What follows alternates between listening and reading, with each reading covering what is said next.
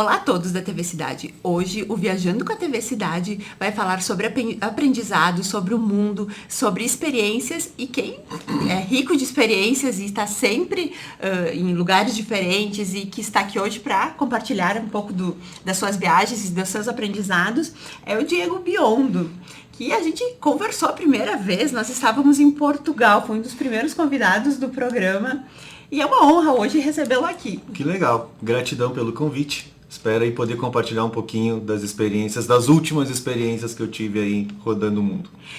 Eu lembro que lá em Portugal, quando nós conversamos, a primeira pergunta que eu lhe fiz foi qual foi o seu primeiro carimbo, né? O primeiro carimbo no seu passaporte. Uhum. Então hoje eu gostaria de inverter, né? Qual foi o último carimbo do seu passaporte? O último foi Índia. Índia. Foi o último. E já começando aqui, foi o mais difícil de todos, foi o mais suado de todos, né? A Índia é uma grata surpresa, porque é interessante você amar e odiar um lugar, e a Índia te traz isso, né? Eu consigo amar tudo que eu vivenciei lá e ao mesmo tempo odiar, porque tudo é muito difícil, tudo foi muito custoso, né? Ela te tira muito da tua zona de conforto. Então... E nos desenrola, assim, porque né, quem não segue, eu já aproveito, né, para convidar para quem não segue o Diego Biondo nas redes sociais, né, ou a Talkers aqui de Farroupilha, já convido a seguir. E você foi a São Paulo, e aí foi para Espanha, e como é que você foi parar na Índia? Então, eu estava em São Paulo na minha avó é uma imigrante espanhola, e eu tava passando um tempo lá com ela e me deu um negócio de resgatar um pouco das minhas origens. Então comecei com essa viagem indo para Espanha, e aí foi legal porque eu passei 4 continentes diferentes, bem dizer, né? Eu comecei na Europa, depois eu fui para Marrocos, que já é África, depois eu fui para Dubai, que aí já é Oriente Médio. E aí de Dubai, como Dubai era uma cidade que estava muito cara, eu queria baixar o custo do meu budget, e aí eu disse, cara, agora vou para a Ásia, que a Ásia é um lugar onde as coisas são bem mais baratas, bem mais em conta, então acabei tendo essa ideia de ir para a Ásia. E então, quando você estava em São Paulo, você só tinha uma passagem de ida para a Espanha? Então, o meu jeito de viajar é esse. Eu não faço a programação, Aline. Eu deixo as coisas muito no flow, muito em fluir e sentir os lugares que eu estou indo. Então, é muito difícil eu fazer uma programação de chegar, eu vou ficar em qual hotel, e depois desse hotel eu vou fazer esse passeio, depois desse passeio eu vou para essa cidade. Não. Não engessa. Não engessa, exatamente. Então, é uma forma de viajar que ela é mais custosa, eu diria, porque você não tem as coisas programadas, as coisas vão acontecendo, né? Mas ao mesmo tempo ela é muito mais te dá muito mais liberdade de você gostar de um lugar, de uma pessoa te indicar um outro lugar e você poder ir, de você ser convidado para ficar na casa de alguém e você não ter hotel reservado, nem trem, nem passagem, nem avião, nem ônibus. Então é um estilo de viagem que eu faço já há muito tempo dessa maneira. E que pra mim funciona, não é pra todo mundo. Tem muita gente que gosta de ter as coisas bem intercaladas, já saber o que vai fazer e tal. Não é assim que eu faço. Eu sempre falo que tem viagem para todo perfil de viajante, né? Tem o da excursão, que tem que ter alguém quase levando pela mão. Exato. Tem para todo mundo, né? Uhum. Esse mundo tá aí. Então você comprou a passagem de ida para Espanha? Comprei de ida para Espanha. Fiquei 15 dias lá, foi bem legal, fui para cidades que eu não conhecia ainda. Porque a Espanha territorialmente é grande, né? É grande. Você tem muitos lugares, e como o Brasil tem várias culturas diferentes dentro do mesmo país. A Espanha tem vários idiomas, inclusive, que se falam diferentes em diversas partes do próprio território deles. Tu pega Barcelona, fala o catalão. Tu pega Bilbao, já fala um outro tipo de espanhol, que é um pouco com francês. Enfim, e aí eu acabei conhecendo outras partes da Espanha que eu não conhecia. A tua família, ela é originalmente de qual parte da Espanha? Múrcia. Múrcia, que é sul? Que é sul, exatamente. Tá. E aí você também passou por porque pelo que você foi pela Andaluzia, né? Pelo que eu acompanhei. Eu fui na Espanha, cara, eu fui com um objetivo bem específico, que eu queria fazer a Trilha do Rei. Que é uma trilha que ela foi construída no tempo do 1500, mais ou menos, era a época, e aí ficaram alguns resquícios de uma trilha onde o rei passava por ali, e aí ficou um local muito bonito de se visitar e é uma das mais famosas que tem na Europa para se fazer. Então, e foi bem legal. Fica perto de Málaga. É uma espécie de peregrinação, algo assim? Ou Não, é um mais produto turístico mesmo. A peregrinação da Espanha, que eu fiz também já, é a do Santiago de Compostela, né? Eu não sabia. Mas fiz. Não, anterior. Não, fiz anteriormente. Eu fiz ela com uma companheira minha na época e foi um desafio à parte também, porque é uma experiência onde você tem que estar todo dia largando um pouco de você mesmo no caminho, né? Eu me lembro de uma história muito engraçada disso daí. A gente começa com uma mochila com um monte de coisa, né? É um exemplo, né? Com perfume, com não sei o que lá, com 2 tênis e tal. E quando tu chega no final da trilha, tá você e uma mochila de 2 quilos mais ou menos, porque você vai se desprendendo e é um desapego, né? A trilha de Santiago de Compostela para mim foi um desapego das coisas. E que mostra que, na verdade, quando você termina, tem exatamente do que você precisa, né? Exatamente. Exatamente. E fazendo uma analogia, né, dos aprendizados, né, que você também sempre compartilha muito isso, serve muito pra vida, né? Tu vai carregando pesos, carregando coisas inúteis e que, na verdade, não são necessárias, né? Exatamente. E você se dá conta como você precisa de pouco para viver e de pouco para ser feliz, né? Esse caminho de Santiago de Compostela, acho que ele ensina muito isso. E a gente tem um aqui que me convidaram para fazer agora, que eu acho que, claro, que devido às proporções, mas o Caminhos de Caravaggio aqui... eu fiz. Você fez? Fiz. Eu fiz de lá para cá e daqui para lá. E aí? Olha, eu não fiz Compostela, é um sonho, mas precisa, assim, de mais tempo, assim. Mas é uma experiência diferente de tudo que eu já havia feito. E ela é transformadora, assim. Foi a primeira vez que eu fiquei longe da minha filha. E, assim, é diferente de tudo que eu já tinha feito antes, O caminhar, o estar lindo. Sozinho, o lance de você ter que estar ali contigo mesmo naquele tempo. Essa última viagem que eu fiz, eu fiquei 3 meses sozinho fazendo essa viagem toda. Então, acho que muito disso vai te trazendo reflexões e vai te colocando numa situação de estar contigo mesmo e que tu é a tua única companhia, cara. E se tu não estiver bem contigo mesmo, se tu não gostar da tua companhia, não tem como os outros gostarem. Então, acho que esse lance de caminhar, né, que eu gosto muito de fazer trekkings desse tipo de atividade, é porque traz me volta para dentro de mim mesmo. E se refletir, né? Mas, indico muito fazer o Caminho de Caravaggio, além do visual aqui nosso é lindo, né? Passa por visuais, assim, muito legal. Geralmente a gente não valoriza o que tem dentro de casa, né? E acho que isso é bem importante, a gente valorizar também o que tem aqui, né? Exato. Que é lindo. Somos privilegiados, porque eu sempre também falo aqui que se eu que viajar é ir pra Índia, é ir pro outro lado do mundo, mas assim, aqui a gente é privilegiado, tem passeios de um dia aqui, de meio dia, que se gasta nada ou praticamente nada e que não deixam nada desejado de passeios pela Toscana, pela Itália, né, Portugal, né? Exatamente.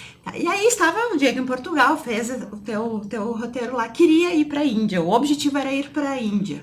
O meu último objetivo era ter essa experiência diferente, né? Então, como eu tava te falando, depois que eu cheguei em Dubai, eu falei, cara, eu tenho que sair daqui correndo, porque uma diária de hotel era R$1.500. Um hotel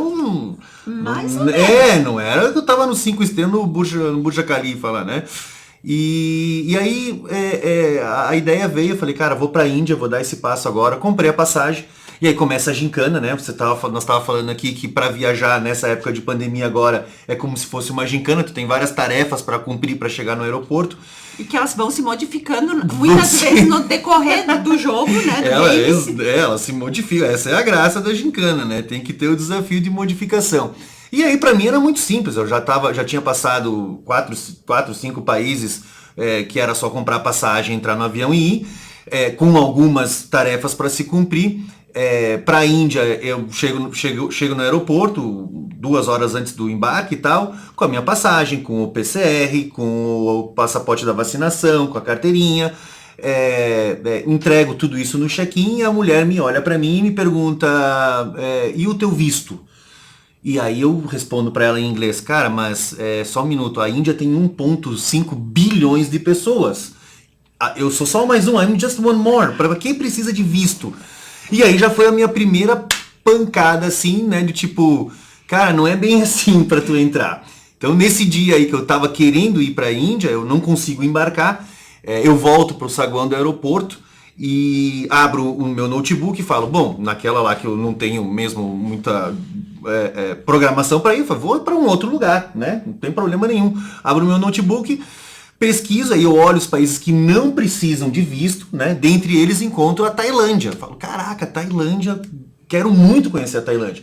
Compro a passagem, isso já era 4 horas da tarde, vou de novo pro check-in na fila, bom, chego na atendente, passaporte, o documento de vacinação, PCR, tarará, e ela me olha e me pergunta, aí o documento C23471 que...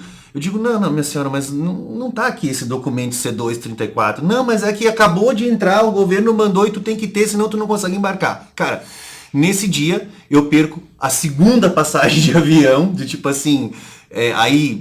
uma 2-0. 2-0 para eles, né? E aí nessas horas a vontade mesmo é de dizer, cara, eu vou para casa, que eu tô aqui me incomodando com esse negócio, ficar né? em posição fetal não, e assim se eu tava, tu todo. já assistiu aquele filme O Terminal, onde o Tom Hanks fica no aeroporto trancado? Mesmo. Eu tava assim, eu já tava desde as 9 da manhã, era 6 da tarde, eu tava e lá as ainda. passagens, assim, financeiramente... Caras, né? Não tem muito o que fazer. Não fiz nada, né? Porque no final das contas é uma culpa tua, né? Eu não consegui ressarcimento de nada. E aí, o que eu fiz? Olha, voltei pro hotel, mais 1.500 naquela noite lá, e digo, e amanhã eu vou decidir o que eu vou fazer da minha vida. Vou pro hotel, abro meu notebook, aquela história toda, vou ver o tal do visto da Índia, precisa de 1 semana para tirar ele, não era bem assim também. E aí resolvo comprar uma passagem pro Nepal.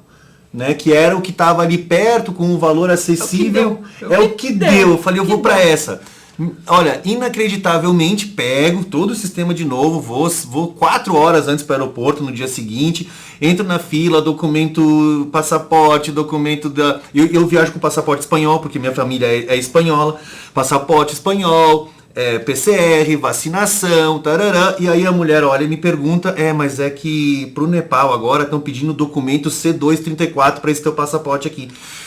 Eu digo, não é possível. Tô de brincadeira, Tô de brincadeira. Não, e nos meus stories eu já tava rezando e brincando com as pessoas. Falei, cara, hoje não é possível, hoje eu embarco, né? Não, aí chamei gerente, chamei supervisor, chamei chamei todo mundo lá e não tinha Cristo. Eu cheguei 4 horas antes, faltava 5 minutos para fechar o portão, vou de novo lá num dos gerentes, da atendentes, estão lá, puxo o meu passaporte brasileiro e eu falei para ela, what about the Brazilian passport? Aí ela pega, olha a insanidade que é a gincana, né? Ela pega o meu passaporte, ela fala, não, pro brasileiro não precisa esse documento. Falei, graças a Deus, o passaporte brazucas pra quem que eu mando a oração salvando agora? a minha vida. E embarquei 5 minutos antes, chego na fronteira, no border lá do Nepal, eu falei, não é possível que... Porque o passaporte europeu, ele é considerado um dos passaportes mais fortes que tem para entrar nos países. Eu falei, não é possível que estejam cobrando isso. Aí eu dou meu passaporte espanhol, o cara pega, carimba e me entrega e fala, pode entrar. Ou seja, não precisava. É que faz parte do aprendizado da pessoa, eu acho. E aí você está no outro lado, né? Isso também eu lembro que você frisou, e enfim, eu também viajei nessa pandemia pra fora, e assim, tu tá sendo ditado as regras ali.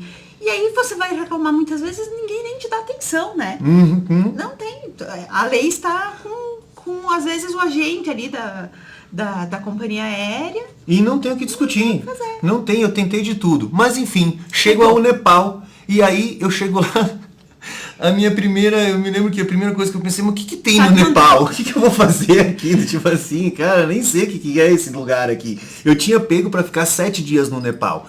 E aí me dou conta no Nepal, bom, eu digo que o Nepal é a sucursal do inferno, né? E a Índia era o inferno daí, né? Então o Nepal para mim foi muito importante. Um purgatório, assim. Porque tipo, ele me deu assim já a brisa que ia ser o resto da viagem. Porque, cara, é um choque muito grande. Especialmente para quando você vem do Ocidente.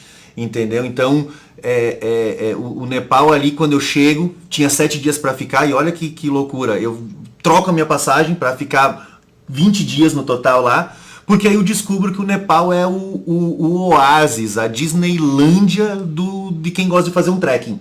Então ele é a porta de entrada pros trekkings do Everest, do Annapurna, dos Himalaias, do K2, é um negócio assim surreal. E aí chego no Nepal, começo a comprar equipamento de trekking, porque eu não tinha nada, né? Eu tava viajando tava na Europa, né? Todo, né? Num fancy, né? E aí chego lá e começo a comprar mochila, tênis de e trilha. Tem tudo pra comprar lá. Tudo, porque é a meca do trekking, né? E eu não sabia disso. Cheguei lá, comecei a andar em Kathmandu, que é a capital, né? Começo a caminhar lá e começo a ver uns pôsteres e tal, e da galera subindo os picos nevados. Eu, caraca, o que é esse negócio aqui? Aí fui me inteirar e me descobri. E aí começo a fazer alguns trekkings ali, fiz um de 7 dias, de ficar fazendo, e fiz sozinho também, porque a maioria das pessoas fazem com guia, com grupo e tal. E aí eu me atiro nessa primeira viagem assim pro meu interior assim de verdade, fazendo essas trilhas sozinhos no meio dos Himalaias. E aí já quero uma dica. É possível fazer essas trilhas sozinhas? Tem várias trilhas, inclusive famosas, é aquela do campo base do Everest, né? E que assim, contratando aqui, são alguns milhares de dólares, assim. E tem essa necessidade? Vai de boa? Cara, depende da tua experiência. Eu tenho muita cancha já, porque eu faço muito disso no meu dia a dia, né? A gente estava conversando antes, para Chapada dos Veadeiros, que é um outro lugar de bastante trekking, eu já fui 21 vezes. Então, assim, mas precisa? Cara, não precisa. Eu diria que dá para fazer, a não ser que tu vá querer, porque eu vi lá muita gente, casais fazendo, por exemplo. É engraçado, porque eles contratavam o guia e mais o tal do Sherpa, né? Sabe, o Sherpa é o cara que ele carrega as tuas coisas pra ti. Pô, cara, tem altitude também, né? Tem um pouco da altitude, exato. Mas aí é o seguinte, também tinha a galera que queria levar o conjunto inteiro de um monte de coisas, né? Então, é aquilo de você estar levando a sua própria bagagem, a sua própria mala e tal. Então, vi muita gente fazendo o trekking com guia mais Sherpa. E aí, pra mim, não fazia muito sentido nesse lance, principalmente porque quando tu tá com o guia e o Sherpa, quem dita o ritmo não é você. E isso daí eu não gosto. Eu gosto de seguir o meu ritmo. Eu gosto de parar quando eu quero parar, de andar quando eu quero andar. Se eu quero ficar 2 dias nesse lugar, eu fico 2 dias nesse lugar. Então, pra mim, cara, eu não gosto de guia por causa disso. Mas tem pessoas que precisam. Pessoas que têm medo, pessoas que estão obesas, pessoas que querem fazer um primeiro desafio, mas nunca fizeram. Entendeu? Pessoas que nunca fizeram uma trilha. Não dominam a língua. Que não dominam a língua, entendeu? Apesar de que os caras também não... Assim, eu tinha uma ilusão que a Índia falava um monte de inglês. E isso daí veio por água abaixo, porque apesar de eles terem sido colonizados por ingleses e ter toda a história de ligação com a Inglaterra, o inglês não é assim falado da maneira que a gente pensa que é. É tipo aqui no Brasil. Entendeu? Sim, porque eles falam o hindi, eles falam o hindi mesmo, né? Que é o hindu, que a língua deles é essa, não é o inglês. O inglês, assim, pega algumas camadas, assim, que falam, mas no dia a dia, cara, eu custei muito a falar um inglês fluente com muitas pessoas. E aí, fez todos esses treks no Nepal? Fiz esses treks no Nepal, e aí, cara, comecei, quando eu tava lá pelo 10º dia no Nepal, eu comecei a olhar a questão do visto pra Índia. E falei, cara, aí um amigo meu que também viaja bastante falou, Diego, que bom que tu tá no Nepal, porque isso daí é uma forma de tu amaciar para chegar na Índia. Eu falei, cara, mas não pode ser que vai piorar tanto do que eu tô vendo aqui. E aí compro a passagem, faço o visto pra Índia, e aí consigo embarcar para uma viagem pra Índia, onde eu vou para passar 30 dias daí, que é o visto que eles dão, né? Porque a Índia dá para você passar... Sei lá, cara, eu acho que pelo menos uns 6 meses, assim, pra tu conhecer de verdade algumas coisas, né? 30 dias eu achei pouquíssimo, ainda mais que eu peguei algumas cidades que eu fiquei 7, 8, 10 dias em lugares únicos, né?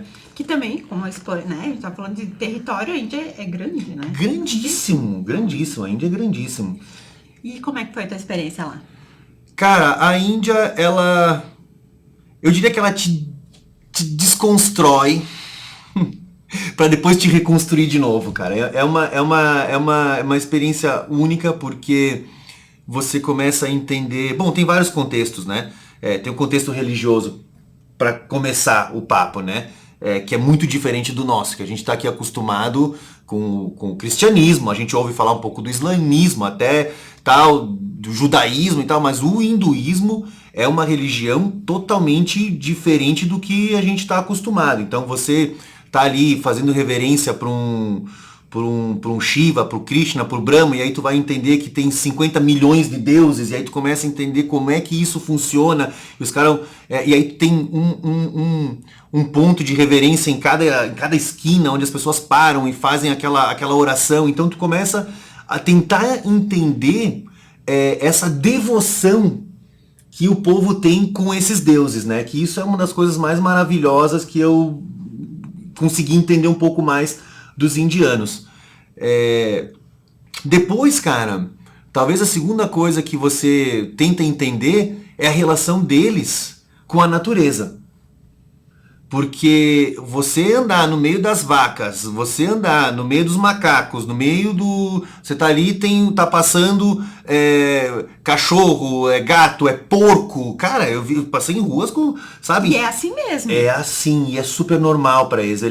Eles têm um carinho, inclusive. Não é que assim que, essa vaca acabou de defecar aqui na porta do meu estabelecimento. Cara, é pra você ficar puto, né? Ficar nervoso com o negócio.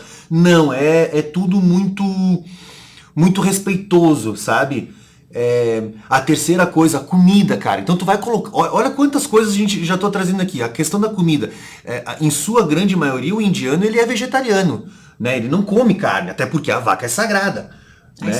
Já vai restringindo, né? Já restringiu, né? Então, esse é um outro movimento que eu trouxe pra mim de diminuir. Quando eu volto pra cá, a gente tem uma cultura aqui de comer muita carne, né? Também foi um movimento que eu comecei a comer menos carne depois que eu fui pra Índia. Depois você tem a questão cultural em si, né? Eu andando lá no meio das ruas, era como se a gente tivesse sentado hoje aqui na nossa cidade, ou aqui na sala, e passasse uma girafa agora. Aqui a gente ia ficar, uma girafa. Era eu andando no meio das ruas, porque é muito estranho para eles. Diego, mas não tem turismo e tal lá. Olha, depois que começou a pandemia, fazem praticamente 2 anos que não vão mais turistas, os poucos que iam e se disponibilizavam a isso, não vão mais. Então eles tem um assédio muito grande em querer te tocar, em querer conversar contigo. Cara, eu tenho um vídeo muito engraçado que assim, eu respondia pelo menos umas 50 vezes por dia a pergunta Where are you from? As pessoas eles sabiam falar 3 frases prontas, e aí quando você respondia essas 3 acabava a conversa. Mas where are you from? What's your name? Né? Então eles vinham com essas perguntas já prontinha. E porque é a curiosidade, eles querem tocar, eles querem conversar com você. E o indiano, fisicamente, a impressão que eu tenho é que eles são todos muito parecidos, né? Uhum. Diferente do brasileiro, por exemplo, que é comum até tu ver uma pessoa mais clara, mais escura, mais alta, mais baixa, e o indiano, ele me parece ser muito parecido. Ele tem uma característica muito própria. Uma pessoa que vai lá que seja diferente, ele deve chamar realmente muita atenção, né? Deve ser Outro ponto, eles não bebem, né? Em sua grande maioria tem vários lugares e cidades, inclusive, que é proibido. Então, esse foi uma outra coisa que eu vinha de uma cultura ali, o espanhol, quando eu tava na Espanha, cara, é obrigatório você beber, eles servem as tapas lá, vem com a cerveja e tal. Não precisa nem pedir quase. Não precisa nem pedir. Então, esse lance também da bebida é um outro negócio que eu dei uma boa estancada. Eu tive, eu diria, a sorte, a felicidade de ir para Rishikesh, que é uma cidade muito famosa pelo lance do yoga. Ela é considerada a capital mundial do yoga. Eu queria ter essa experiência de mergulhar no yoga, né? No lance da meditação e entender um pouco mais o que é o yoga em si. E posso te dizer que dessa experiência, ali eu me obriguei a virar vegetariano, me obriguei a entrar no ritmo de acordar cedo, de ficar em meditação 4 horas por dia. Eu me inscrevi num ashram, né? Então eu tinha lá um lugar onde a gente levantava às 6 da manhã, fazia 2 horas de meditação, comia a comida específica deles, depois mais 2 horas de meditação. Então foi uma experiência bem legal conhecer Rishikesh. E aí retornaste, né? 3 meses quase, né? Isso deu 3 meses de viagem.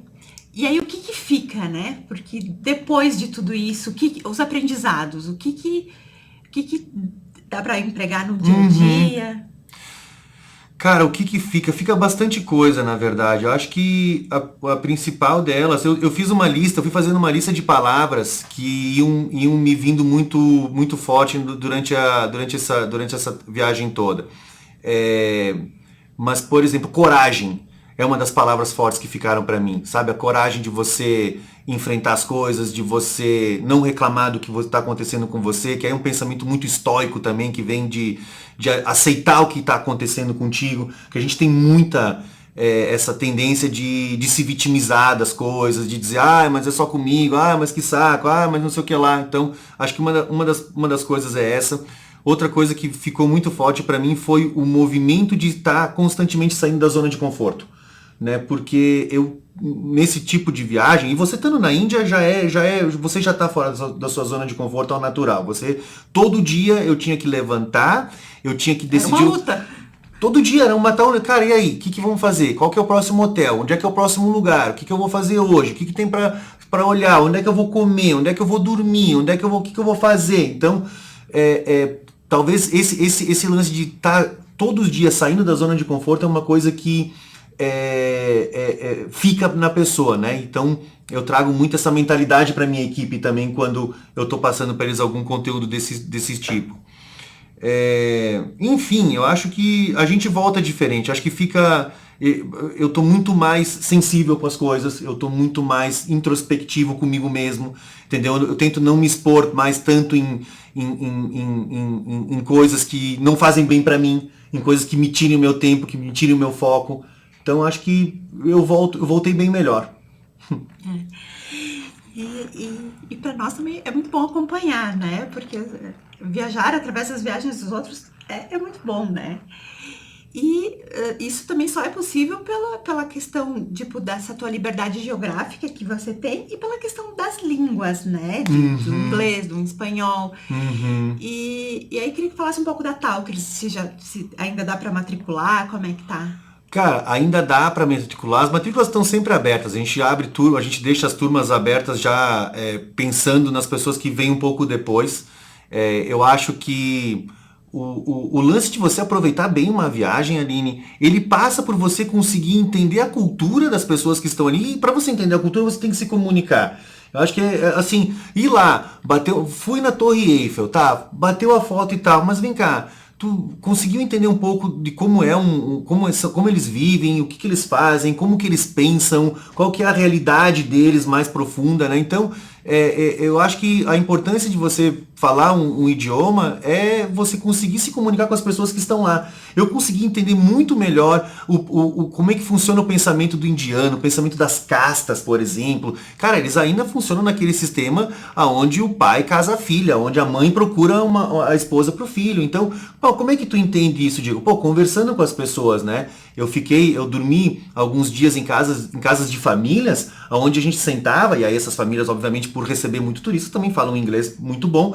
Então ali você consegue entender realmente como é que é o dia a dia de uma família, entendeu? Então, falar um segundo idioma, seja ele qual for, se for francês, se for inglês, se for japonês, chinês, ele é muito bom para na hora de você conectar com as pessoas, você extrair algo que faça... A experiência é muito mais rica. É, né? Muito mais rica do que você não conseguir se comunicar, você não conseguir falar. Então, para mim, hoje, para quem pretende viajar ou quer ter uma oportunidade maior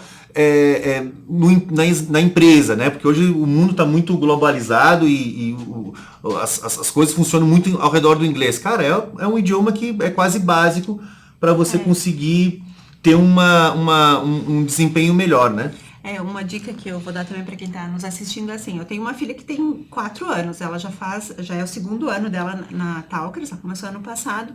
Aí várias pessoas me perguntam, mas por que tão cedo? Porque quando ela tiver 8, 10 anos, ela pode ir para um italiano, para um francês, para um alemão, porque o inglês já...